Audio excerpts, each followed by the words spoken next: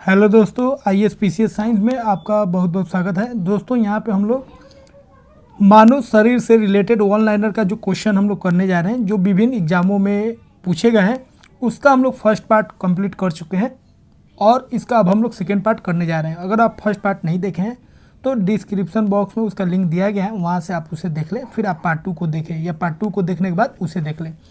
तो चलिए हम लोग स्टार्ट करते हैं। पार्ट 2 में हम लोग स्टार्ट करेंगे श्वसन तंत्र से, और जो भी प्रश्न पूछे गए हैं विभिन्न एग्जामों में, उन प्रश्नों को हम लोग देखते हैं। श्वसन की जो क्रिया होता है वो कहाँ पर होता है? हरित लौकों में होता है। अगला है स्तनधारियों में श्वसन होता है। तो स्तनधारियों में जो श्वसन होता है उसके लिए कौन पार्ट में होता है? तो फुफ्फुस में होता है, जिसको हम लोग फेफड़ा बोलते हैं। अगला है श्वसन क्रिया में वायु के कौन से घटक की मात्रा में कोई परिवर्तन नहीं होता है? तो नाइट्रोजन में कोई परिवर्तन नहीं होता है। 21% नाइट्रोजन अंदर जाता है और 21% बाहर आ जाता है। अगला प्रश्न है मनुष्य में श्वासोच्छ्वास में बाहर निकली वायु में O2 की मात्रा कितना होता है? 16%। अगला है ग्लूकोज के पूर्ण ऑक्सीकरण के फलस्वरूप कितने अणु एटीपी का निर्माण करते हैं? तो कितने अणु एटीपी का निर्माण करते हैं ग्लूकोज के? तो 38 अणु। अगला प्रश्न है मनुष्य 1 मिनट में कितनी बार सांस लेता है? तो मनुष्य जो है 16 से 18 बार 1 मिनट में सांस लेता है। अगला है भोजन का ऊर्जा में परिवर्तन कोशिका के किस भाग में होता है? तो भोजन का ऊर्जा में जो परिवर्तन होता है उसके लिए कौन कोशिका जिम्मेदार है? माइटोकॉन्ड्रिया। अगला प्रश्न है मानव शरीर में ऑक्सीजन का अभिगमन होता है। तो सबसे पहले ऑक्सीजन जो जाता है फुफ्फुस के द्वारा जाता है, फिर वह रक्त के द्वारा जाता है, फिर उसके बाद किसके द्वारा जाता है? ऊतक के द्वारा जाता है। अगला प्रश्न है जब रक्त में ऑक्सीजन की सांद्रता में कमी आती है तो श्वास की गति क्या होता है? तो श्वास की गति बढ़ जाता है। अगला है कार्बन मोनोऑक्साइड विषाक्तता निम्नलिखित में से किसको मुख्यतः प्रभावित करता है? तो रक्त की ऑक्सीजन को वहन करने की क्षमता को। ठीक है, तो कार्बन मोनोऑक्साइड जैसे ही जाएगा हमारे शरीर में तो रक्त में जो ऑक्सीजन है उसको जाने से क्या करेगा? रोकेगा, क्योंकि कार्बन मोनोऑक्साइड जो होता है यह विषाक्त होता है, यह पॉइजनस होता है। अगला प्रश्न है निम्नलिखित में से कौन सा जैव रूपांतरण मानव शरीर को अधिकतम ऊर्जा प्रदान करता है? तो कौन सा उत्पादन है? तो कौन सा जैव रूपांतरण है? तो वह है एटीपी से एडीपी। अगला है श्वसन में ऊर्जा का उत्पादित होता है। तो श्वसन में ऊर्जा उत्पादित होता है किसमें? एटीपी के रूप में। अगला है मानव शरीर का कौन सा भाग शरीर ताप को नियंत्रित रखता है? तो कौन सा है? फेफड़ा। फेफड़ा जो है हमारे शरीर के तापमान को नियंत्रित करता है। अगला है हमारी छोड़ी हुई सांस की हवा में CO2 की मात्रा लगभग कितनी होती है? 4%। जो हम लोग हवा छोड़ते हैं उसमें CO2 की मात्रा कितना होता है? 4%। अगला है क्रेब्स चक्र में किसका संश्लेषण होता है? तो क्रेब्स चक्र में पायरुविक अम्ल का संश्लेषण होता है। अगला प्रश्न है अनोक्सी शोषण का अंतिम उत्पाद होता है, कौन होता है? लैक्टिक अम्ल। अगला प्रश्न है कोकरोच जल में जीवित नहीं रह सकता है क्योंकि उसका शोषण अंग होता है, कौन होता है? क्लोम वातक। अगला है मछली की विशेष संरचना जो उसे सांस लेने में मदद करती है, कौन सा है? गिल्स। गिल्स के द्वारा मछली जो है सांस लेती है। अब हम लोग परिसंचरण तंत्र से संबंधित जो प्रश्न पूछे गए हैं उसको हम लोग वन लाइनर के फॉर्म में करने जा रहे हैं। पहला प्रश्न है एक स्वस्थ व्यक्ति का हृदय 1 मिनट में औसतन कितनी बार धड़कता है? तो 72 बार धड़कता है। अगला है हृदय कब आराम करता है? तो हृदय कभी आराम नहीं करता है। अगला है निम्नलिखित में से कौन सा लक्षण हृदयघात से संबंधित है? तो हृदयघात जब होता है तो सीने में दर्द होता है, पसीना एवं जी मचलता है और बाह में दर्द होता है एवं झंझनाहट होता है।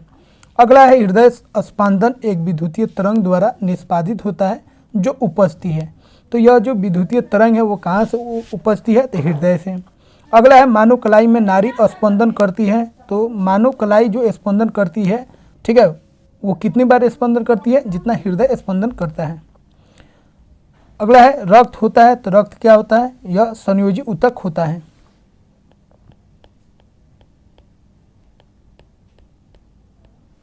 अगला है हेमोग्लोबिन क्या है? तो यह मानव रक्त में पाए जाने वाला पदार्थ है। अगला है निम्नलिखित में से किस प्राकृतिक पदार्थ में लोह विद्यमान होता है? तो मायोग्लोबिन में क्या होता है? लोहा अधिक होता है।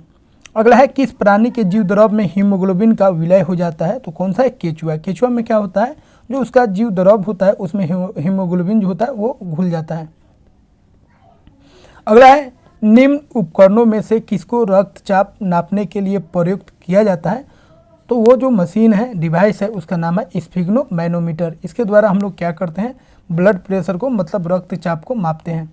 अगला है, किसी व्यक्ति का रक्तचाप 140 mmHg है तो इसका उल्लेख में Hg से तात्पर्य है, तो यहाँ पे Hg का मतलब हो गया मरकरी। अगला है, जब एक व्यक्ति वृद्ध हो जाता है तो सामान्यतः उसका रक्त का दाब क्या होता है, बढ़ जाता है। अगला है, मानव शरीर के किस अंग को शरीर का रासायनिक कारखाना कहा जाता है? तो रासायनिक कारखाना जो कहेंगे किसको कहेंगे, यकृत को। अगला है, हमारे शरीर में रक्त का दाब होता है, तो हमारे शरीर में जो रक्त का दाब होता है वो क्या होता है, वह वायुमंडलीय दाब से क्या होता है, अधिक होता है। अगला है, रुधिर के प्लाज्मा में निम्नलिखित में से किसके द्वारा एंटीबॉडी निर्मित होता है? तो एंटीबॉडी कौन बनाता है, लिम्फोसाइट बनाता है। अगला है, निम्नलिखित में से कौन रक्त के संचलन में मदद करता है? तो लिम्फोसाइट जो है रक्त के संचलन में मदद करता है। अगला है, मनुष्य के शरीर में किस अंग में लिम्फोसाइट का निर्माण होता है? तो लिम्फोसाइट जो है कहाँ बनता है, अस्थि मज्जा में। अगला है, प्रतिरक्षा का स्वार्थिक संबंध है लिम्फोसाइट से। अगला है, मानव रक्त की श्यानता का कारण है? तो मानव रक्त में जो श्यानता होता है किसके कारण होता है, रक्त में प्रोटीन के कारण। अगला है, मानव के श्वेत रक्त कणों WBC का व्यास होता है, तो WBC का जो व्यास होता है, डायमीटर होता है, वो कितना होता है, 0.07 मिलीमीटर। अगला है, रुधिर में श्वेत रक्त कणिकाओं की अत्यधिक मात्रा में उपस्थिति को रोग विज्ञान की भाषा में क्या कहते हैं? तो ल्यूकेमिया कहते हैं। तो बॉडी में, मानव शरीर में जब WBC का मात्रा बहुत अधिक हो जाता है तो इस बीमारी को हम लोग क्या बोलते हैं, ल्यूकेमिया बोलते हैं। अगला है, WBC का बनना तथा RBC का विनाश होता है, कहाँ पे होता है, पलिया में। तो पलिया में WBC बनता है और RBC का क्या होता है, विनाश होता है। अगला है, रक्त ग्लूकोज स्तर सामान्यतः व्यक्त किया जाता है, तो रक्त ग्लूकोज जो है, ग्लूकोज को कैसे मापते हैं हम लोग, तो मिलीग्राम प्रति डेसीलीटर में मापते हैं। अगला है, हृदय को रक्त का समरण करने वाली धमनियाँ कहलाती है, उसको हम लोग क्या बोलते हैं, हृदय धमनियाँ। अगला है, रक्त का थक्का बनने में फाइब्रोनोजिन को फाइब्रिन के परिवर्तन में भाग लेने वाला एंजाइम है, तो कौन है, थ्रोम्बिन। ठीक है, तो थ्रोम्बिन मदद करता है फाइब्रोनोजिन को किस में बदलने में, फाइब्रिन में। अगला है, किस शारीरिक प्रक्रम से थ्रोम्बिन का संबंध है? तो रक्त जमाव से। अगला है, प्लाज्मा में जल का प्रतिशत होता है, प्लाज्मा में कितना जल होता है, 90%। अगला है, पेसमेकर का कार्य है, पेसमेकर का कार्य क्या है? तो दिल की धड़कन प्रारंभ करना है। अगला है, गति प्रेरक किससे संबंधित है? तो गति प्रेरक को ही हम लोग क्या बोलते हैं, पेसमेकर। तो यह किससे संबंधित है, हृदय से। अगला है, निम्नलिखित में से किसकी भितिया पर रक्त द्वारा डाले गए दबाव को रक्तदाब कहते हैं? तो धमनी। धमनी पर जो रक्त का दाब होता है उसी को हम लोग क्या बोलते हैं, ब्लड प्रेशर। अगला है, सोते समय रक्तदाब में क्या परिवर्तन होता है? तो सोते समय रक्तदाब जो है घट जाता है। अगला है, रक्तचाप को मापने के लिए किस उपकरण का उपयोग किया जाता है? तो स्फिग्नोमैनोमीटर का उपयोग किया जाता है। अगला है, लबडब ध्वनि किसकी क्रिया के कारण उत्पन्न होती है? तो लबडब जो होता है वो कहाँ पे होता है, हृदय में। हृदय जो धड़कता है तो उसका साउंड कैसा होता है, लबडब। अगला है, स्टोलिक और डायस्टोलिक शब्द का प्रयोग डैश डैश के संदर्भ में किया जाता है। तो रक्तचाप को जो मापते हैं हम लोग, ठीक है, तो उसी में दो टर्म होता है, एक सिस्टोलिक और एक डायस्टोलिक। ठीक है, अगला है, मनुष्य के शरीर में हृदय को एक बार धड़कने के लिए कितना समय लगता है? तो 0.8 सेकंड लगता है एक बार धड़कने में। अगला है, मनुष्य की सामान्य स्पंदन दर क्या है? तो स्पंदन दर क्या है, 70 से 80 बीट प्रति सेकंड। अगला है, मानव हृदय में कितने कोष्ठक होते हैं? तो मानव शरीर में 4 कोष्ठक होते हैं। अगला है, नाड़ी दर कहाँ से मापा जाता है? तो नाड़ी दर मापा जाता है धमनी से। अगला है, एक किशोर मनुष्य में सामान्य रक्तदाब कितना होता है? तो 120/80 mmHg होता है। अगला है, दौड़ लगाते समय मनुष्य का रक्तचाप क्या होता है, बढ़ जाता है। अगला है, सामान्य जीवन काल में मनुष्य का हृदय लगभग कितनी बार धड़कता है? तो 2 अरब बार धड़कता है। अगला है, मानव शरीर हृदय का कार्य है, तो हृदय का कार्य क्या है, पंपिंग स्टेशन की तरह। अगला है, शरीर की विशालतम धमनी है एओर्टा। अगला है, स्वस्थ मानव शरीर में रक्त की कुल मात्रा कितनी होती है? तो शरीर के वजन का 7% हमारे शरीर में ब्लड होता है। अगला है, एक वयस्क में रक्त का औसतन आयतन होता है, कितना आयतन होता है? ब्लड का, तो 5 से 6 लीटर हमारे बॉडी में ब्लड होता है। अगला है मानव रुधिर का पीएच है, तो मानव रुधिर जो है ब्लड जो है उसका पीएच कितना है 7.4, मतलब ये क्षारीय होता है। अगला है मानव शरीर में रुधिर बैंक का कार्य कौन सा करता है, तो तिल्ली जिसको हम लोग पलिया भी बोलते हैं, यह रुधिर बैंक का कार्य करता है। अगला है मानव रक्त प्लाज्मा में प्रायः पानी की प्रतिशत मात्रा में कितनी भिन्नता होती है, तो 91 से 92% पानी होता है प्लाज्मा में। अगला है शरीर का कौन सा अंग रक्त उत्पादन करता है, तो अस्थि मज्जा जो है यह रक्त उत्पादन करता है, मतलब रक्त अस्थि मज्जा में ही बनता है। अगला है मानव शरीर में खून के शुद्धिकरण की प्रक्रिया को कहते हैं, तो डायलिसिस द्वारा जो होता है क्या होता है, शुद्धिकरण होता है किसका, खून का। अगला है रक्त में रंग निम्न में से किसके कारण होता है, तो रक्त जो लाल होता है वो किसके कारण होता है, हीमोग्लोबिन के कारण। अगला है हीमोग्लोबिन में क्या होता है, हीमोग्लोबिन में क्या होता है, लोहा होता है। अगला है शरीर में हीमोग्लोबिन का कार्य क्या है, तो हीमोग्लोबिन का कार्य है ऑक्सीजन को ढोना, मतलब उसका परिवहन करना है। अगला है हीमोग्लोबिन किसका महत्वपूर्ण घटक है, तो यह आरबीसी का महत्वपूर्ण घटक है। अगला है कौन सी रक्त वाहिकाएं साफ रक्त फेफड़ों से हृदय में ले जाती हैं, तो साफ रक्त को जो ढोता है फेफड़ों से हृदय में वो कौन है, वो है फुफ्फुस धमनी। अगला है निम्नलिखित में से किसकी सहायता से रक्त द्वारा ऑक्सीजन ले जाया जाता है, तो उसको हम लोग क्या बोलते हैं, विषाणु, जिसको इंग्लिश में हम लोग क्या बोलेंगे, ब्रोम्बोसाइट्स। अगला है किसकी मौजूदगी के कारण शरीर के भीतर रक्त जमता नहीं है, तो हेपरिन के कारण जो है रक्त हमारे बॉडी में नहीं जमता है। अगला है हमारे शरीर की कौन सी कोशिकाएं मानव शरीर के सैनिक के रूप में प्रसिद्ध है, तो उसको हम लोग क्या बोलते हैं, श्वेत रक्त कोशिकाएं, जिसको हम लोग क्या बोलते हैं, WBC। ये सैनिक की तरह काम करता है। अगला है निम्नलिखित में किसके द्वारा एंटीबॉडी निर्मित होती है, तो एंटीबॉडी किसके द्वारा बनता है, लिम्फोसाइट के द्वारा। अगला है लाल रक्त कणिकाएं ब्रैकेट RBC किस नाम से जानी जाती है, तो RBC को बोला जाता है इरिथ्रोसाइट्स।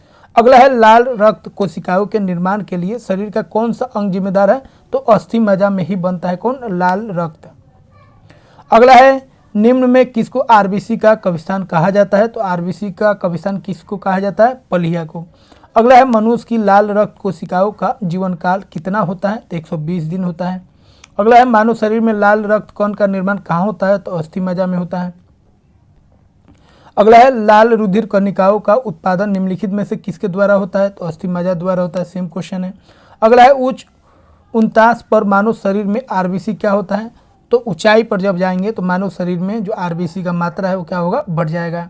अगला है सफ़ेद रक्त कण WBC का मुख्य कार्य क्या है, तो यह रोग प्रतिरोधक क्षमता धारण करता है, मतलब ये बीमारी से लड़ता है।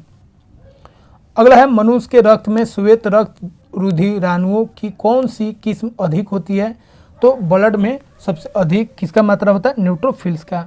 अगला प्रश्न है जब कोई बाहरी पदार्थ मानव रुधिर प्रणाली में प्रविष्ट होता है तो प्रतिक्रिया कौन प्रारंभ करता है, WBC। तो जैसे ही कोई इन्फेक्शन हमारे बॉडी में इंटर करता है तो उसके लिए अलर्ट हो जाता है WBC। अगला है रक्त समूह के खोजकर्ता कौन है, तो लैंड स्टीनर है। अगला है RH फैक्टर का पता लगाया था किसने, लैंड स्टीनर तथा विनर ने। अगला है किस रुधिर वर्ग में एंटीबॉडी नहीं पाई जाती है, तो AB में एंटीबॉडी नहीं पाई जाती है। अगला है किस रुधिर वर्ग में दोनों एंटीबॉडी पाई जाती है, तो O में दोनों एंटीबॉडी पाई जाती है। अगला है किस रुधिर वर्ग में कोई एंटीजन नहीं होता है, तो O में कोई एंटीजन नहीं होता है। अगला है एंटीजन एक ऐसा पदार्थ है जो प्रतिरक्षी के निर्माण को बढ़ावा देता है, ठीक है। अगला है एंटीबॉडी का मुख्य कार्य किसके विरुद्ध होता है, तो एंटीबॉडी जो लड़ता है किसके खिलाफ, संक्रमण के खिलाफ। अगला है RH फैक्टर का नाम किससे संबंधित है, तो RH फैक्टर जो है वो बंदर से संबंधित है।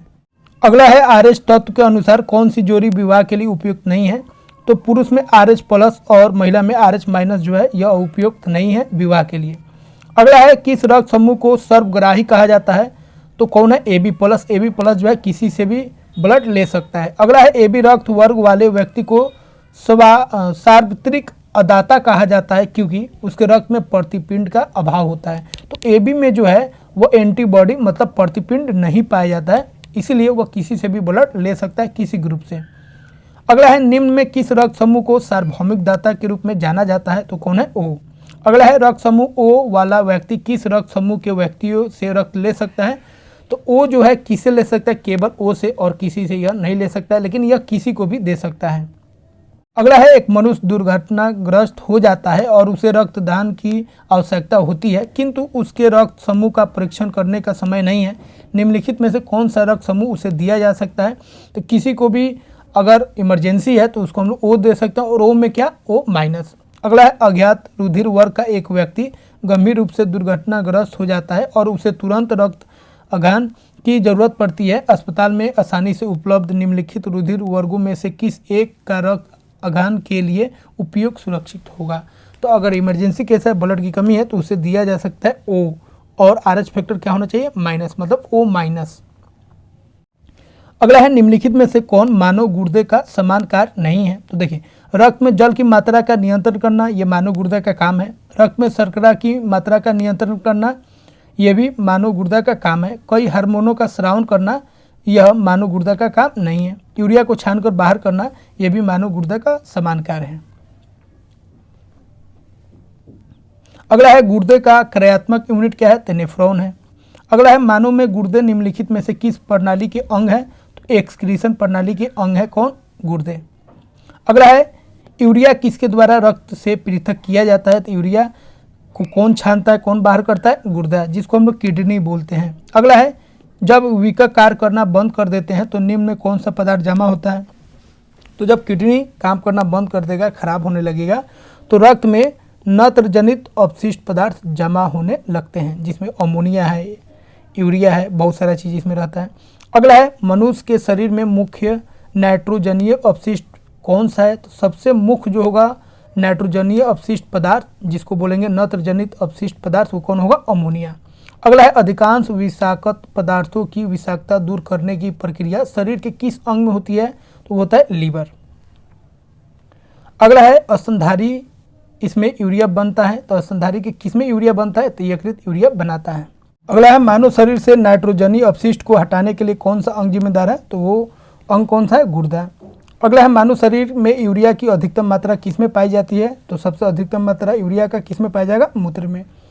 अगला है, निम्नलिखित में से कौन सा विकक में रुधिर से निकलने जाने वाला अपशिष्ट पदार्थ नहीं है? तो देखिए, अपशिष्ट पदार्थ जो होता है कौन कौन होता है, समझ लीजिए।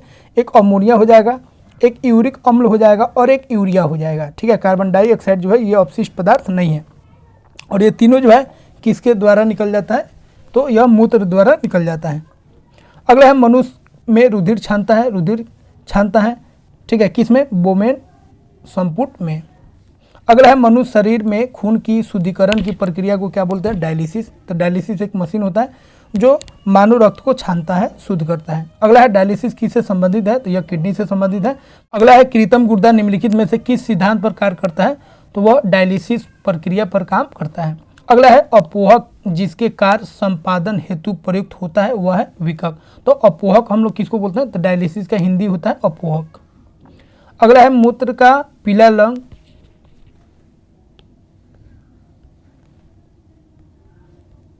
अगला है, मूत्र का पीला रंग किसकी मौजूदगी के कारण होता है? तो विकक में पाया जाता है यूरोक्रोम, उसी के कारण होता है। अगला है, एक स्वस्थ मनुष्य एक दिन में निम्नलिखित मात्रा में पेशाब करता है, तो कितना लीटर? 1.5 लीटर। अगला है, मानव शरीर में मूत्र बहाव के रास्ते में आने वाले अंगों का सही निम्नलिखित में से कौन सा है? तो पहले होगा विकक, उसके बाद मूत्र वाहिनी, उसके बाद मूत्राशय, उसके बाद मूत्र मार्ग। अगला है, मानव विकक अश्मरी में पाए जाने वाला प्रमुख रासायनिक यौगिक है। तो मानव शरीर में जो विकक है, जो किडनी में जो पत्थर हो जाता है, स्टोन हो जाता है, वो किसके कारण होता है? क्योंकि वह कंपाउंड जो होता है कौन होता है? कैल्शियम ऑक्सलेट, ठीक है। अगला है, मानव गुर्दे में बनने वाली पथरी प्राय बनी होती है, तो कैल्शियम ऑक्सलेट की बनी होती है। अगला है, मानव शरीर में पथरी निम्न में से किसकी वजह से बनती है? तो कैल्शियम ऑक्सलेट की वजह से बनती है। अगला है, संवेदन निम्न में से किसके लिए महत्वपूर्ण है? तो संवेदन जो है पसीना निकलना, वो किसके लिए महत्वपूर्ण है? तो इसके वजह से शरीर के तापमान के विनियंत्रित करने में। तो शरीर का जो तापमान है वो फिक्स रहेगा, 37 डिग्री फिक्स रहेगा। कब? जब पसीना होते रहेगा, तो पसीना जो है तापमान को स्थिर रखने में मदद करता है। अगला है, स्तनपानियों में स्वेद ग्रंथियां मूलतः संबंधित है किससे? ताप नियमन से। अगला है, मानव विकक अश्मरी में पाए जाने वाला प्रमुख रासायनिक यौगिक है कैल्शियम ऑक्सलेट। अगला है, हिलने का लूप का कार्य संबंधित है किससे? मूत्र जनन तंत्र से। अगला है, निम्न में कौन सा सही है? तो शरीर में सारा रक्त किडनी के माध्यम से शुद्ध होता है। अगला है विकक से प्रति मिनट औसत रक्त प्रवाह होता है कितना, 1200 सीसी, मतलब 1200 ml। दोस्तों अब हम लोग तंत्रिका तंत्र से संबंधित प्रश्नों को देखने जा रहे हैं जो अलग अलग एग्जामों में पूछे गए हैं। तो पहला प्रश्न है कशेरुक रज्जु में से कितनी जोड़ियां तंत्रिका निकलती हैं, तो कितनी जोड़ियां निकलती, 31 जोड़ी। अगला है मनुष्य में मेरुदंड से कितनी जोड़ी तंत्रिका निकलती है, तो 31 जोड़ी। अगला है मस्तिष्क जिम्मेदार है, तो मस्तिष्क का काम क्या है, सोचने के लिए, हृदय गति नियंत्रण के लिए और शरीर के संतुलन के लिए। अगला है मानव मस्तिष्क के बारे में निम्नलिखित कथनों पर विचार कीजिए। ठीक है, तो कौन कौन सही है, तो मस्तिष्क हृदय गति को नियंत्रित रखने के लिए उत्तरदायी है। अगला है यह शरीर के संतुलन के लिए उत्तरदायी है। अगला है मानव शरीर की किन कोशिकाओं में सबसे कम पुनर्योजन शक्ति होती है, तो सबसे कम पुनर्योजन शक्ति किस में होती है, मस्तिष्क कोशिकाओं में। अगला है तंत्रिका तंत्र की लघुतम संरचनात्मक तथा शरीर क्रियात्मक इकाई है, तो कौन है, न्यूरॉन, ये सबसे लंबा होता है। अगला है मानव शरीर की सबसे बड़ी कोशिका कौन है, तो तंत्रिका कोशिका है। अगला है निम्नलिखित में से कौन सा मस्तिष्क का भाग नहीं है, तो मेडुला, थैलमस, पोन्स और पीना में जो पीना है वह मानव मस्तिष्क का भाग नहीं है। अगला है सेरेब्रम किससे संबंधित है, तो यह मस्तिष्क से संबंधित है। अगला है मानव के मस्तिष्क में स्मरण क्षमता कहाँ होती है, तो सेरेब्रम में होता है। मनुष्य के मस्तिष्क का सबसे बड़ा भाग कौन है, तो सबसे बड़ा भाग जो है वो कौन है, पर मस्तिष्क, सेरेब्रम।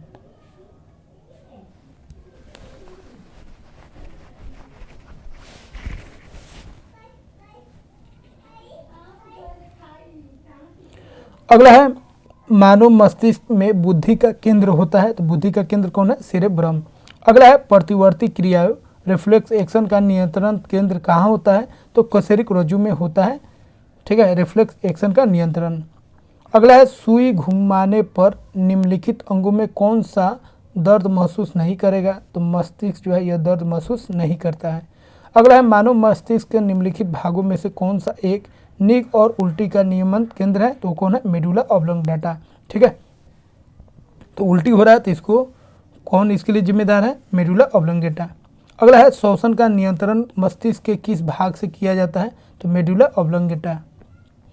अगला है मानव मस्तिष्क के निम्नलिखित भागों में से कौन सा एक निगरण और उल्टी का नियमन केंद्र है, तो वह है मेडुला ऑब्लोंगेटा।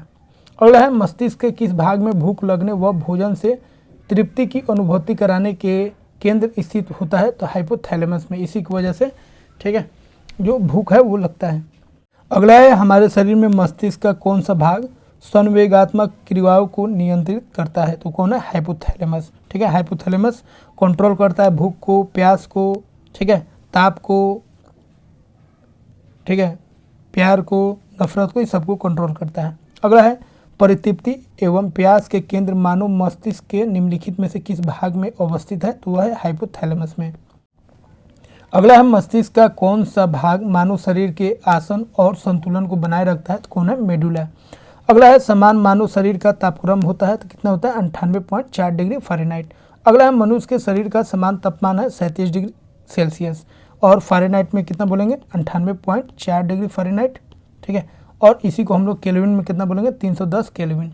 अगला है मानव शरीर का तापक्रम क्या होता है, तो यह मौसम पर, ताप पर डिपेंड नहीं करता है, न गर्मी में घटेगा, न बढ़ेगा, न ठंडा में घटेगा, न बढ़ेगा। ठीक है, अगला है शरीर का तापक्रम नियंत्रित करता है कौन, हाइपोथैलेमस। अब हम लोग अंतःस्रावी ग्रंथियों से संबंधित प्रश्नों को हल करने जा रहे हैं। पहला प्रश्न है मनुष्य के शरीर में पाई जाने वाली ग्रंथि वाहिनी विहीन होती है, तो मानव शरीर में जो वाहिनी विहीन ग्रंथि होती है उसको हम लोग क्या बोलते हैं, अंतःस्रावी ग्रंथि। अगला है वाहिनी विहीन ग्रंथियों के स्रावन को क्या बोलते हैं, हार्मोन्स बोलते हैं। अगला है इनमें से कौन अंतःस्रावी ग्रंथि नहीं है, तो एड्रीन, यकृत, पिट्यूटरी और थायराइड में अगर बात करेंगे तो यकृत जो है यह अंतःस्रावी ग्रंथि नहीं होता है। अगला है अंतःस्रावी ग्रंथियों को अन्य किस नाम से जाना जाता है, तो इन्हें बोला जाता है वाहिनी विहीन ग्रंथि से। अगला है निम्नलिखित में से कौन एक ग्रंथि नहीं है, तो जठर को हम लोग बोलेंगे यह एक ग्रंथि नहीं है। अगला है मानव शरीर की किस ग्रंथि को मास्टर ग्रंथि कहा जाता है, तो पीयूष ग्रंथि को हम लोग क्या बोलते हैं, मास्टर ग्रंथि। अगला है मनुष्य के शरीर की सबसे छोटी ग्रंथि है, पीयूष ग्रंथि को हम लोग सबसे छोटी ग्रंथि बोलते हैं। अगला है मानव शरीर की सबसे महत्वपूर्ण ग्रंथि कौन है, तो पीयूष ग्रंथि। अगला है पीयूष ग्रंथि के अत्यधिक हार्मोन स्राव से शरीर पर क्या प्रभाव पड़ता है? तो शरीर का संतुलन जो है बिगड़ जाता है, असंतुलित विकास होने लगता है। अगला है पिट्यूटरी ग्रंथि कहाँ स्थित होती है? तो यह मस्तिष्क में स्थित होती है। अगला है उस ग्रंथि का नाम बताए जो अंतःस्रावी ग्रंथियों के कार्य को नियंत्रित करती है, तो वह है पीयूष ग्रंथि। अगला है वृद्धि हार्मोन कहाँ से स्रावित होता है? तो वृद्धि हार्मोन जो स्रावित होता है पीयूष ग्रंथि द्वारा। अगला है मधुसूदनी मतलब इंसुलिन अंतःस्राव एक है, क्या है? एक पेप्टाइड है, यह एक हार्मोन है, ठीक है, और ये किसके बना होता है? पेप्टाइड से। अगला है इंसुलिन की खोज किसने की? तो बेटिंग व बेस्ट ने किया था। किसका खोज? इंसुलिन का। अगला है इंसुलिन है क्या है? प्रोटीन है। मानव तंत्र में इंसुलिन किसका चयापचय नियंत्रित करता है? तो कार्बोहाइड्रेट का। अगला है कौन सा हार्मोन अग्नाशय द्वारा उत्पन्न होता है? तो इंसुलिन। अगला है इंसुलिन में निम्नलिखित में से कौन सी धातु मौजूद होती है? तो इंसुलिन में जिंक पाया जाता है। अगला है किसकी कमी से मनुष्य में मधुमेह होता है? तो इंसुलिन की कमी से मानव में क्या होता है? मधुमेह होता है, जिसको हम लोग डायबिटीज बोलते हैं। अगला है इंसुलिन का उत्पादन किया जाता है, तो आइलेट्स ऑफ लैंगरहैंस द्वारा इसका उत्पादन किया जाता है। अगला है इंसुलिन किस कोशिका से स्रावित होता है? तो बीटा कोशिका से स्रावित होता है। अगला है मानव हार्मोन इंसुलिन उत्पन्न होता है, तो यह अग्नाशय से उत्पन्न होता है। इंसुलिन एक प्रकार का क्या है? हार्मोन है। इंसुलिन प्राप्त होता है डहलियों की जड़ों से। अगला है कौन सी ग्रंथि दुग्ध निकासन हार्मोन ऑक्सीटोसिन का स्रावन करता है? तो कौन है? पीयूष ग्रंथि। अगला है निम्नलिखित में से कौन सा एक प्रोटीन नहीं है? तो यहाँ पे अगर हम देखेंगे तो ऑक्सीटोसिन जो है एक प्रोटीन नहीं है, बाकी सब प्रोटीन है, क्योंकि यह क्या है? एक तरह का हार्मोन है। अगला है गाय और भैंस के थानों में दूध उतारने के लिए किस हार्मोन की सुई लगाई जाती है? तो ऑक्सीटोसिन, ठीक है, ये दूध का स्रावन करता है। अगला है माँ और शिशु के बीच गले लगाना या चुभना कौन मोचन को प्रेरित करता है? तो ऑक्सीटोसिन। अगला है निम्नलिखित में कौन सा हार्मोन स्तन ग्रंथियों से दुग्ध का स्राव होने में भूमिका निभाता है? तो ऑक्सीटोसिन। अगला है शरीर में सबसे बड़ी अंतःस्रावी ग्रंथि कौन सी है? तो थायराइड ग्रंथि। अगला है थायराइड ग्रंथि का स्थान कहाँ है? तो गला में। अगला है थायरोक्सिन क्या है? तो थायरोक्सिन एक तरह का हार्मोन है। अगला है आयोडीन युक्त हार्मोन किसको बोलते हैं? थायरोक्सिन को। अगला है आयोडीन युक्त नमक उपयोगी होता है, किसमें उपयोगी होता है? तो यह थायराइड ग्रंथि का नियंत्रण करता है। अगला है आयोडीन युक्त हार्मोन थायरोक्सिन क्या है? तो यह एक एस्टर है। अगला है एक विशिष्ट हार्मोन को जिसकी कमी से गलकंड रोग हो सकता है संश्लेषित करने के लिए किस अंतःस्रावी ग्रंथि को आयोडीन की आवश्यकता होती है? तो कौन सा ग्रंथि है? थायराइड ग्रंथि। अगला है किसकी कुंसक्रिया के कारण मानव शरीर में मिक्सडीमा होता है? तो ऑटो ग्रंथि के कारण क्या होता है? मिक्सडीमा होता है। अगला है थायराइड ग्रंथि की खराबी किसकी कमी के कारण होती है? तो आयोडीन की कमी के कारण थायराइड ग्रंथि खराब हो जाता है। अगला है थायराइड ग्रंथि से थायरोक्सिन स्रावित करने के लिए उत्तेजित करने वाला अंतःस्रावी हार्मोन कौन है? TSH। अगला है आयोडीन की कमी से क्या होता है? घेंगा रोग होता है। अगला है निम्नलिखित में कौन सा एक अंतःस्रावी ग्रंथि पीयूष ग्रंथि से स्वतंत्र कार्य कर सकती है? तो कौन सा ग्रंथि है? प्राउटो ग्रंथि। अगला है कौन सा हार्मोन लरो और उरो हार्मोन कहलाता है? कौन है? एड्रीनेलिन, ठीक है, क्यों? क्योंकि ये कुछ सेकंड के लिए आता है फिर ये चला जाता है। अगला है जीवन रक्षक हार्मोन किस ग्रंथि को कहते हैं? तो एड्रीनेलिन। जीवन रक्षक हार्मोन किस ग्रंथि से स्रावित होता है? तो एड्रीनेलिन। अगला है किस हार्मोन के स्रावित होने से हृदय गति बढ़ जाती है तथा उत्तेजना का अनुभव होता है? तो कौन है? एड्रीनेलिन। अगला है एस्ट्रोजन किसके द्वारा उत्पादित होता है? तो एस्ट्रोजन जो होता है वो पुटिका द्वारा उत्पादित होता है। अगला है महिला या मादा सेक्स हार्मोन किसको बोलते हैं? एस्ट्रोजन को। अगला है एस्ट्रोजन क्या है? तो यह महिला हार्मोन है। अगला है स्त्रियों में रोजोनिवृत्ति के पश्चात निम्न में किस हार्मोन का उत्पादन समाप्त हो जाता है? तो प्रोजेस्टेरोन जो है वो समाप्त हो जाता है और इसके वजह से रोजोनिवृत्ति का जो क्रिया है वो समाप्त हो जाता है। अगला है निम्नलिखित हार्मोनों में से कौन सा एक स्त्रीलिंग हार्मोन है? तो एंड्रोस्टेरोन या उसी को हम लोग बोलते हैं एस्ट्रोन जो है वो क्या है? मादा हार्मोन है। अगला है पित्तपिंड कहाँ पाई जाने वाली कोशिकाओं की संहति है? तो यह मस्तिष्क में पाई जाती है। कौन? पित्तपिंड। अगला है नर लैंगिक हार्मोन है, ठीक है, तो मेल हार्मोन कौन है? टेस्टोस्टेरोन। अगला है मानव शरीर में रक्तचाप नियंत्रित होता है किससे? अधिविकक ग्रंथि से। अगला है विकक से मूत्र की मात्रा का निस्तारण नियंत्रित होता है ADH द्वारा, इसी को बोलते हैं। अगला है अगर अग्नाशय में खराबी हो तो क्या होगा? तो इंसुलिन और ग्लूकागोन नहीं बनेंगे। अगला है मानव शरीर में निम्नलिखित में से कौन सी ग्रंथि अंतःस्रावी एवं बाह्यस्रावी दोनों ही प्रकार की ग्रंथि है? तो कौन है? अग्नाशय। अगला है अग्नाशय को पाचक रस के उत्पादन के लिए उत्तेजित करने वाला हार्मोन निम्न में से कौन है? तो सिक्रेटिन है। अगला है एंटीबायोटिक का कौन स्रावन करता है? तो थाइमस ग्रंथि करता है। अगला है निम्नलिखित में से कौन सी ग्रंथि वृद्धावस्था में लुप्त हो जाती है? तो थाइमस ग्रंथि लुप्त हो जाती है उम्र बढ़ने पर, मतलब वृद्धावस्था में। अगला है प्रतिरक्षी ग्रंथि कहते हैं, किसको कहते हैं? थाइमस ग्रंथि को कहते हैं। अगला है नींद और जगने की क्रिया को नियंत्रित करता है कौन? मेलाटोनिन ग्रंथि। अगला है रात का हार्मोन कहते हैं मेलाटोनिन को, क्योंकि यह नींद को नियंत्रित करता है। अगला है वृद्धि हार्मोन कहते हैं, किसको कहते हैं? सोमैटोट्रोपिन को। अगला है वृद्धि हार्मोनों का स्रावन होता है कहाँ से? पीयूष ग्रंथि से। अगला है कैल्शियम एवं फॉस्फेट का नियंत्रण करता है कौन? प्रावोटू। अगला है दूसरा सबसे बड़ा ग्रंथि कौन है? अग्नाशय। मेसित ग्रंथि कौन है? अग्नाशय। सबसे छोटी ग्रंथि कौन है? पाइनियल ग्रंथि। सबसे छोटा अंतःस्रावी ग्रंथि कौन है? पीयूष ग्रंथि। अगला है सबसे बड़ा ग्रंथि कौन है? यकृत। अगला है सबसे बड़ा अंतःस्रावी ग्रंथि कौन है? थायराइड ग्रंथि।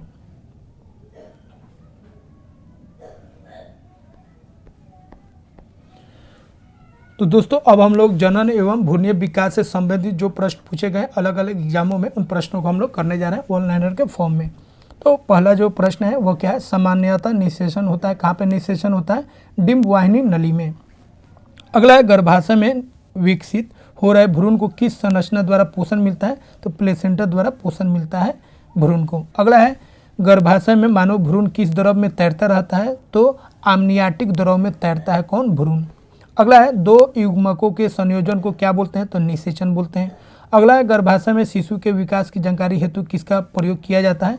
तो अल्ट्रासाउंड से हम लोग पता कर सकते हैं शिशु का क्या स्थिति है। अगला है भ्रूण के विकास के लिए निम्न में से किस अंग के द्वारा खाद्य की पूर्ति की जाती है? तो बीजांडसन के द्वारा खाद्य की पूर्ति की जाती है। अगला है मुख के द्वारा लेने वाला गर्भ निरोधक गोलियां निरोध करते हैं, क्या करते हैं? तो ये अंडोत्सर्जन को रोक देते हैं। अगला है निम्नलिखित में से कौन सी स्थिति टेस्ट ट्यूब बेबी की परिघटना को सही रूप से निरूपित करती है? तो जब निषेचन बाह्य होता है और विकास क्या होता है? आंतरिक होता है, इसी को हम लोग क्या बोलते हैं? Test tube baby. अगला है बच्चे का लिंग निर्धारण किससे होता है? तो गुणसूत्र से होता है। अगला है मनुष्य में गर्भकाल होता है कितने महीने का? 9 महीने का। अगला है स्त्रियों की नसबंदी को क्या बोलते हैं? तो ट्यूबेक्टोमी बोलते हैं। पुरुषों की नसबंदी को क्या बोलते हैं? तो वैक्सोटोमी बोलते हैं। अगला है प्रथम प्रखनली शिशु का नाम क्या था? तो लुइस था। अगला है एमनियोसेंटोसिस एक तरीका है जो बताता है भ्रूण के लिंग को। अगला है निषेचन की क्रिया कहाँ पर होती है? तो अंडवाहिनी में होती है। अगला है मानव में शरीर में निम्नलिखित भागों में से किस एक डिंब को निषेचित करता है? तो डिंब वाहिनी नली में। अगला है मादा जनन पथ में पहुंचने के पश्चात मानव शुक्राणु अपनी निषेचन क्षमता सुरक्षित रखता है कितने दिनों तक? 2 दिनों तक, 1 से 2 दिनों तक। अगला है मानव भ्रूण का हृदय कब स्पंदन करने लगता है? तो अपने परिवर्धन के 4th सप्ताह में, मतलब 4था सप्ताह में बच्चे में जो भ्रूण होता है उसमें हृदय का निर्माण होने लगता है। अगला है निम्नलिखित में से कौन सी कला परिवर्धनशील भ्रूण की शुष्कन से रक्षा करती है? तो कौन है? उलव, जिसको एमनियोन बोलते हैं। अगला है गर्भाशय के लिए वैकल्पिक शब्द क्या है? तो उसको यूट्रस बोलते हैं। अगला है महिलाओं में गर्भाशय कितना होता है? 1 होता है। तो दोस्तों इस तरह हम लोग पार्ट 2 में हम लोग कंप्लीट कर चुके हैं मानव शरीर से संबंधित सारे प्रश्न जो विभिन्न एग्जामों में पूछे गए, बहुत इंपॉर्टेंट है। पार्ट 1 अगर आप नहीं देखें उसे देख लीजिए, और चैनल पर अगर आप नए हैं तो इसे सब्सक्राइब कर लीजिए, और वीडियो अच्छा लगे तो इसको लाइक करना मत भूलिए। लाइक कीजिए, सब्सक्राइब कीजिए। तो मिलते हैं दोस्तों अगले वीडियो में एक नए टॉपिक के साथ।